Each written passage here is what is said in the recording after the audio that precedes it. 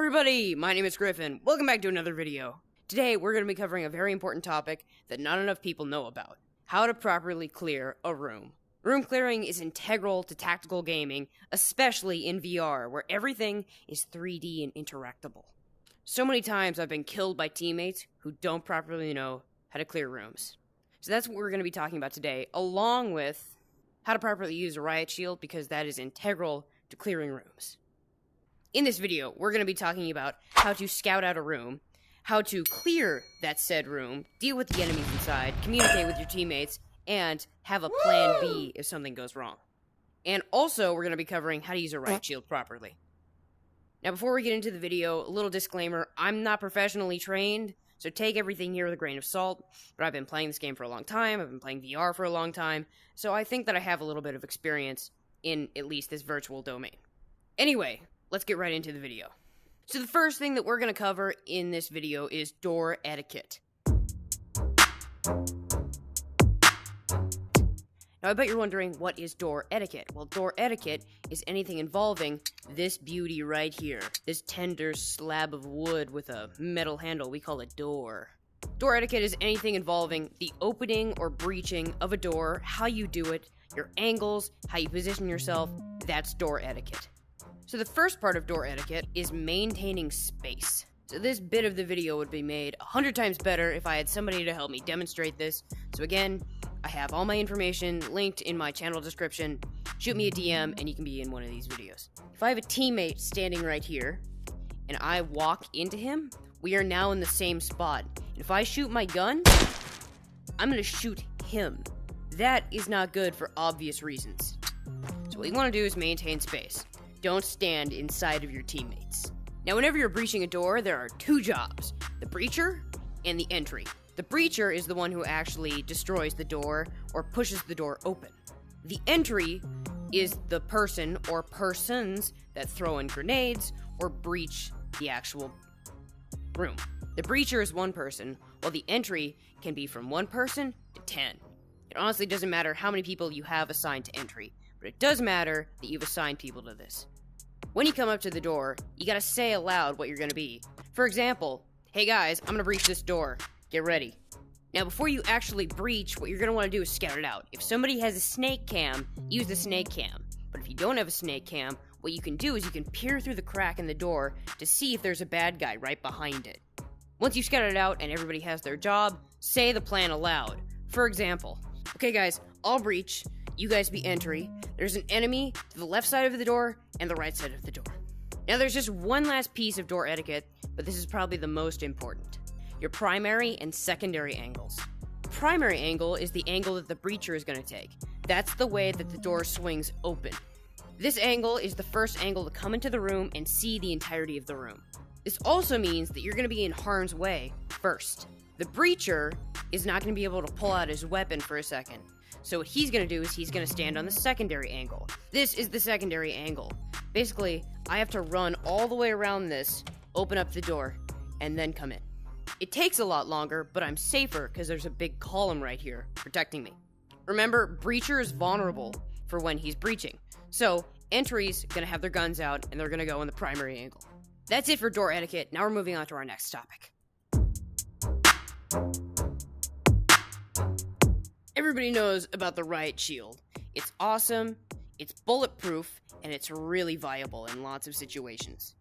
You'd think it'd be pretty straightforward to use, but honestly, it's pretty complicated.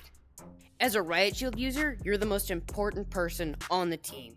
Your main job is to be cover where there isn't any.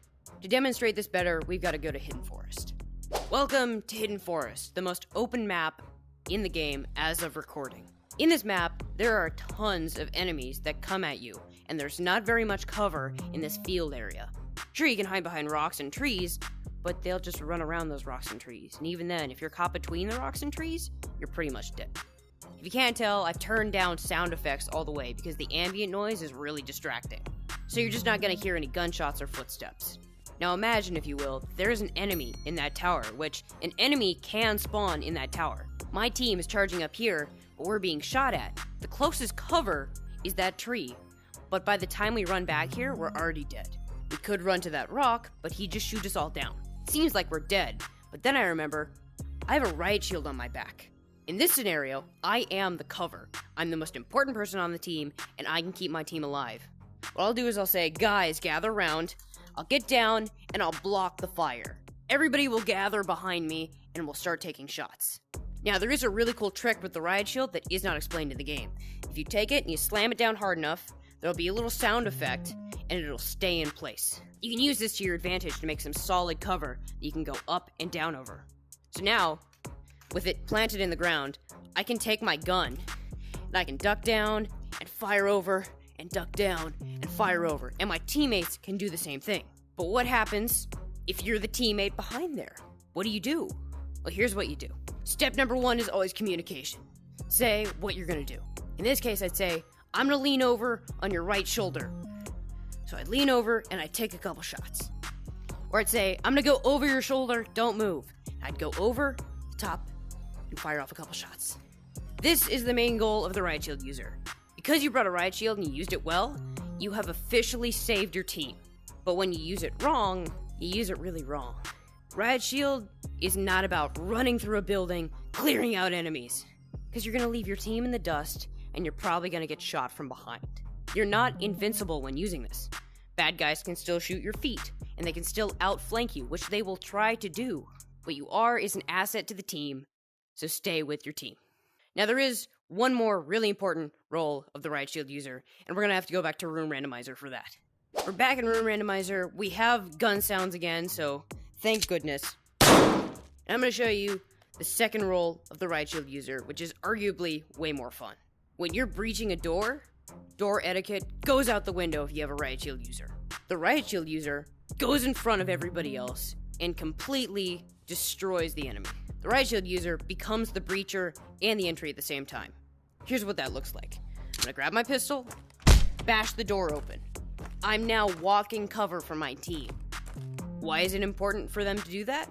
Well, if I didn't have a Riot Shield and I just busted open the door, I'm vulnerable to enemy fire. If there were 2 enemies, I could take out one, but the other one would kill me. But because I have a Riot Shield, I can block the other one, shoot that one, and my teammates can take out that one. When you're breaching doors with a Riot Shield, you have to crouch down, unfortunately. But it's for the greater good, because you don't want your teammates shooting you in the back of the head. Anyway, that's it for Riot Shields. We're moving on to our next topic.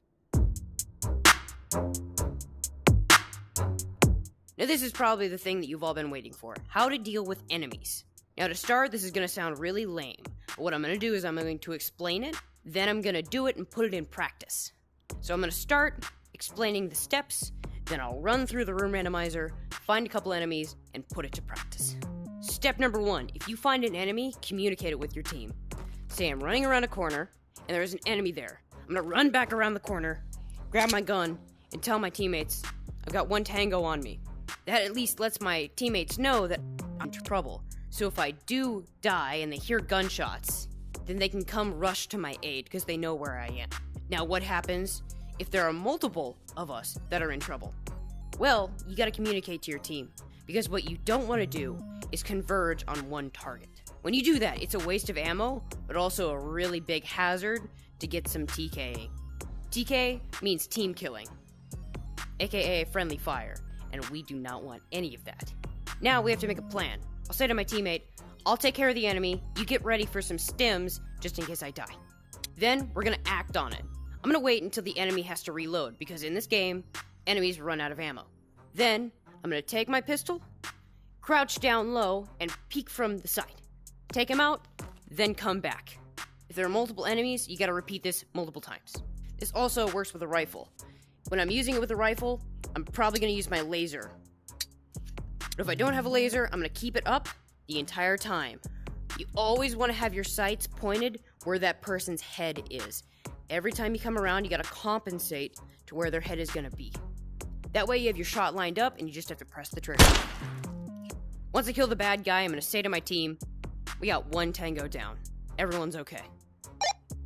That's telling them that I've killed an enemy, the gunshots are done, and nobody needs to come rescue me. Now, if the gunshots continued, and I didn't say that I'm okay, and I never said that the enemy was killed, that will tell my teammates that, hey, I got downed, or hey, I've been killed. You need to come take care of this guy. So that's all of that talked about. Now we're gonna put this into practice. I'm gonna try to put as much commentary into there as I can, but note that my adrenaline is probably gonna be pumping a little bit, and if I forget to say stuff, I'm sorry. One last note, if you have epilepsy, or you don't like loud noises, don't watch this part. Okay, here we go. Clearing around corners. Is there an enemy in here? Okay, one enemy. Shoot, my gun is bugged. Okay. We got one enemy on me. Here we go.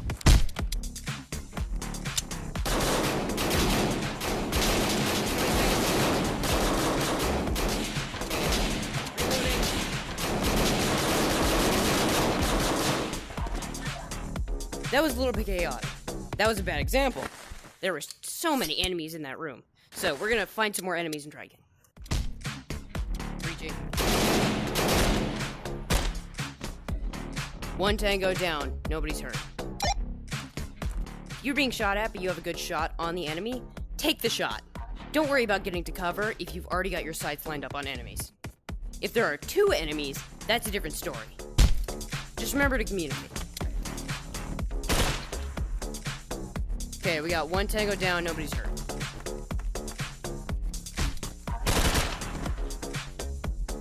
One tango down, nobody's hurt.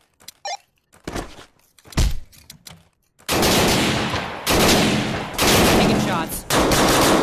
I'm out.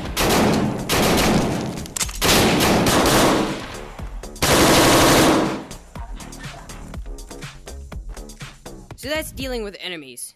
But what happens if one of you goes down?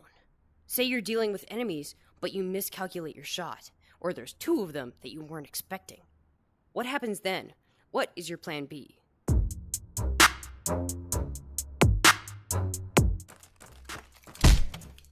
Say, for example, I've just breached this room. As I walk in, there's an enemy that I couldn't see, and they take me down. I'm dead. Now my teammate back here has a set of steps that they need to do to inform my teammates and save me. First thing that they're going to do is communicate. If your teammates are informed, then they can make informed decisions that help the team and generally keep you alive. Call-outs are everything. So the first thing that I'm going to say as the teammate is I'm going to go in the columns and say, one teammate is downed. I'm taking fire. Now, I'm going to take out the enemy, just like I would when we're dealing with normal enemies. Once the enemy is taken out, I don't want you to immediately revive your teammate. It seems counterintuitive, but what happens if there's a bad guy right around this corner? He's gonna hear the shuffle, and while I'm reviving my teammate, he's gonna come around and shoot me. Then we're both gonna be dead, and that's not good. So what you're gonna do is you're gonna continue clearing. You have 30 seconds to do all of this, so that is plenty of time. You're gonna clear the next room, then you're gonna go to your teammate, you're gonna pop a stim, and revive them. Once your teammate is revived, you're gonna go in the comms and you're gonna say, teammate is revived, tangos have been dealt with, all good here, we're gonna keep pushing. Something along those lines, of course. You don't have to say that exactly, but you want to let your team know that everything is okay, the situation has been dealt with, and they don't need to rush to your aid. But what happens if your teammate has died? Well, you're gonna take care of the enemy, clear the building, and then you're gonna wait for them to respawn. If they don't have any respawns, you've got to keep pushing, but be careful. Solo clearing is a tricky business that takes a lot of practice and skill. There are lots of techniques, and I'll do a video on that later down the line. Thank you so much for watching. Hope this video really helped you, and I hope that you really take this information to heart, because it's really important. Before we go, I just wanted to say that some of this stuff will only apply to Tactical Assault VR, but some of it will apply to everything in VR. Obviously, the actual breaching of doors will not apply, but the actual clearing of rooms probably will.